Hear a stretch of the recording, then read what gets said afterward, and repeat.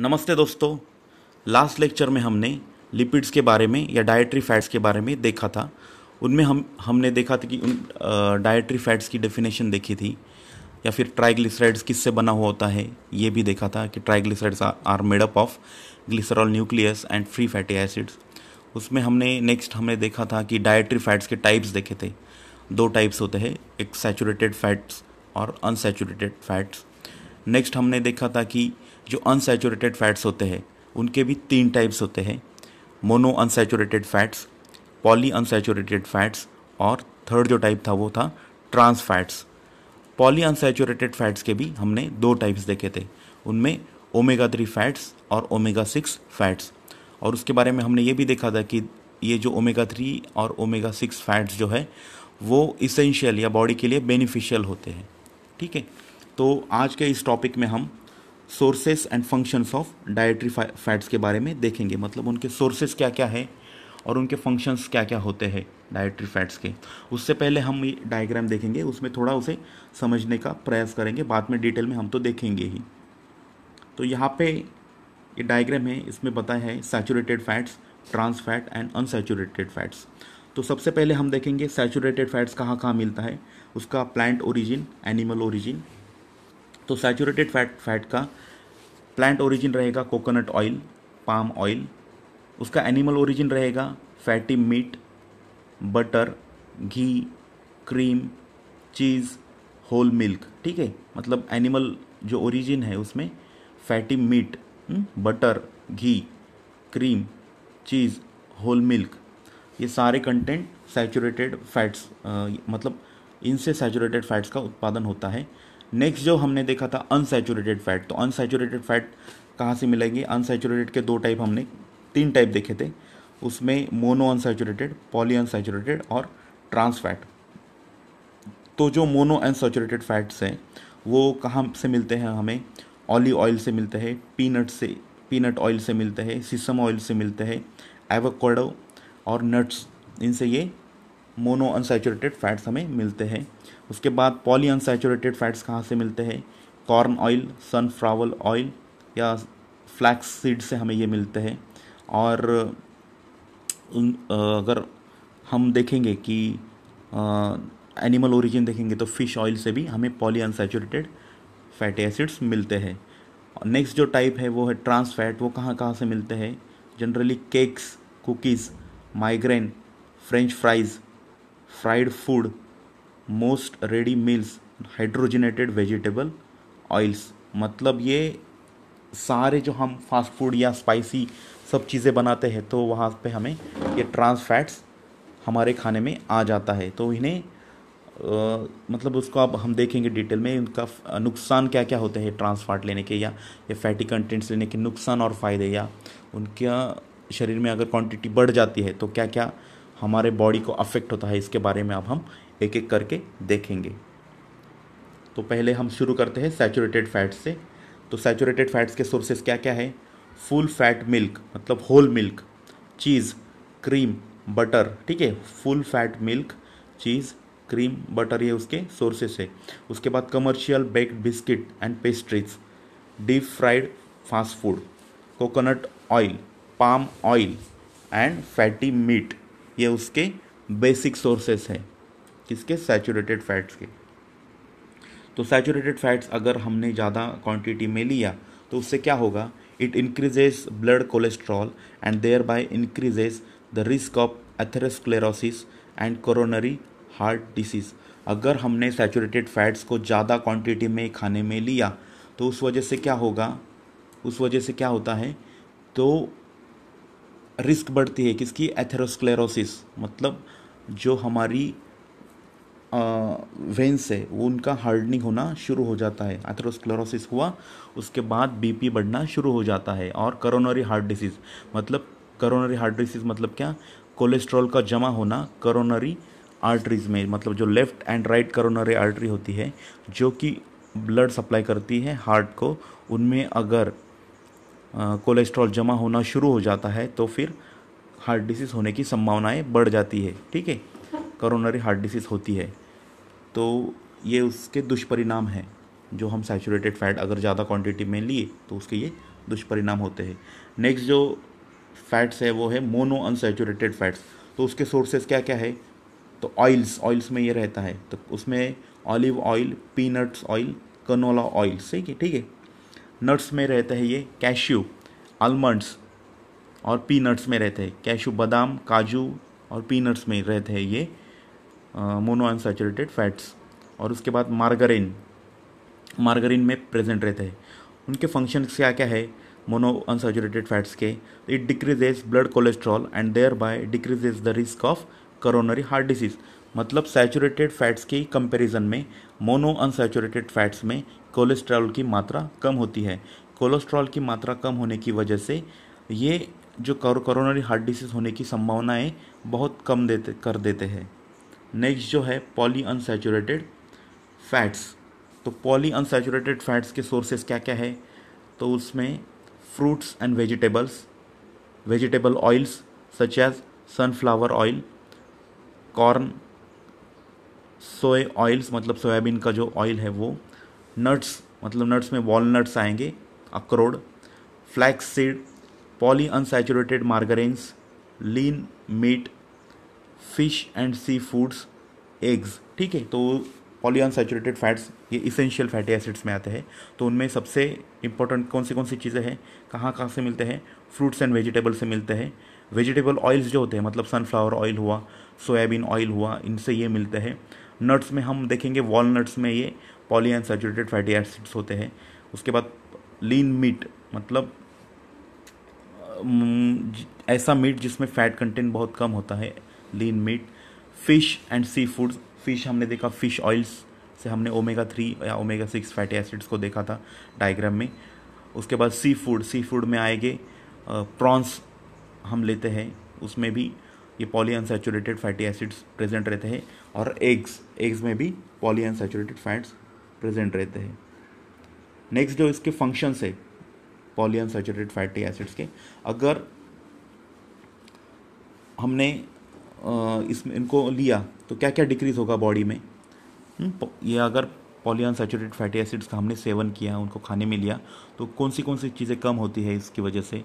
तो blood cholesterol level कम हो जाती है, ट्राइग्लिसराइड्स लेवल कम हो जाती है, thereby reduces blood pressure. मतलब कोलेस्ट्रॉल कम हुआ, ट्राइग्लिसराइड्स कम हुए, ये कम होने की वजह से ब्लड प्रेशर डाउन हो जाता है, ब्लड प्रेशर कम हो जाता है। Risk of coronary heart disease या कोरोनरी आर्टरी डिसीज़ की जो रिस्क है वो कम हो जाती है। ओबेसिटी कम हो जाती है, रिस्क ऑफ ओबेसिटी कम हो जाती है। Platelet aggregation and prevents excess blood clotting मतलब ब्लड क्लॉटिंग प्रिवेंट करता है ये। और inflammation throughout body, inflammation जो होता है बॉडी में उसको कम कर देता है। तो ये क्या क्या प्रिवेंट करता है? सबसे पहले ब्लड प्रेशर कम करेगा, हार्ट डिसीज़ कम करेगा, ओबेसिटी कम करेगा, प्लेटलेट एग्रीगेशन कम करेगा और जो इन्फ्लेमेशन है या सूजन बॉडी में जनरली आती है वो कम करता है। तो इन्फ्लेमेटरी डिसीजेस है बहुत सारी, जैसे रूमेटॉइड आर्थराइटिस है, तो उसमें भी ये पॉली अनसैचुरेटेड फैटी एसिड्स जिसमें ओमेगा 3 या ओमेगा 6 फैटी एसिड्स का यूज़ किया जाता है। नेक्स्ट जो है, अगर कौन सी चीज़ें बढ़ती है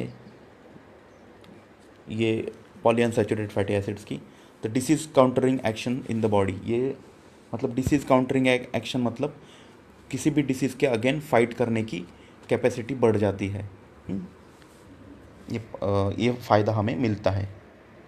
नेक्स्ट जो फैट है वो है ट्रांस फैट्स कहाँ कहाँ प्रेजेंट रहते हैं?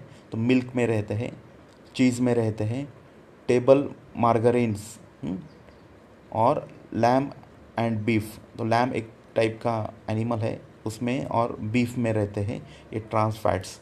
तो इसके फंक्शंस क्या क्या है?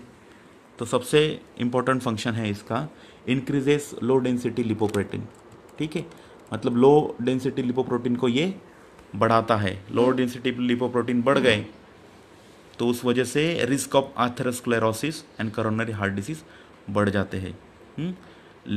लो डेंसिटी लिपोप्रोटीन अगर हमारे शरीर में बढ़ गए तो उस वजह से रिस्क ऑफ एथेरोस्क्लेरोसिस मतलब atherosclerosis and coronary heart disease के चांसेस बढ़ते हैं। तो ट्रांस फैट हानिकारक होता है हमारे शरीर के लिए। तो ठीक है, तो यहाँ तक हमने सोर्सेज के बारे में देखा। तो नेक्स्ट जो टॉपिक है वो है डाइजेशन ऑफ लिपिड्स। तो लिपिड का डाइजेशन कहाँ कहाँ होता है? Lipids are digested by lipolytic enzyme.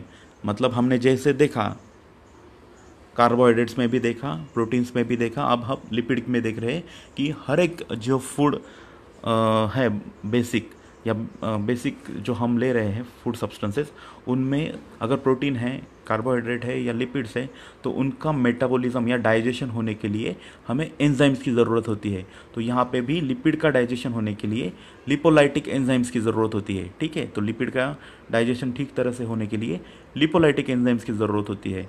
तो शुरू करते हैं माउथ, स्टमक एंड उसके बाद इंटेस्टाइन, किस तरह से उसका डाइजेशन होता है वो हम अब देखेंगे। तो माउथ में कैसे होता है? Saliva contains lingual lipase.